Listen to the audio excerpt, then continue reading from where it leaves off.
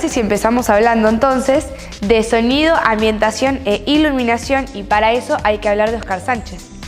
Muy bien, muy bien. Oscar Sánchez te llamó por teléfono y te dijo: Candela, habla de mí porque Armando se olvida. Oscarcito, sabés que te queremos mucho, a vos, a Mimi. Acércate a Oscar Sánchez, llamalo por teléfono, los teléfonos aparecen aquí en pantalla.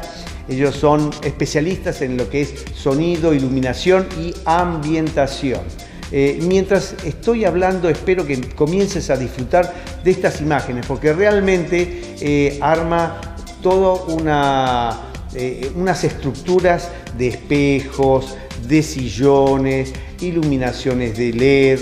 Disfruta de estas imágenes y acordate, Oscar Sánchez, los teléfonos aparecen en pantalla.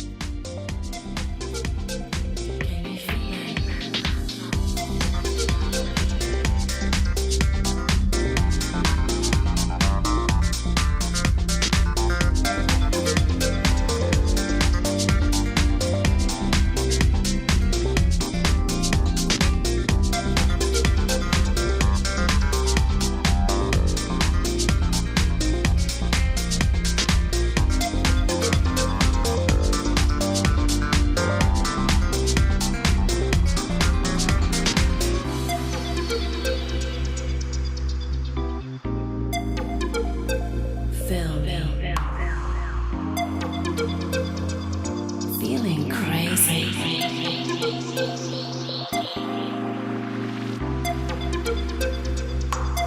Oh, I like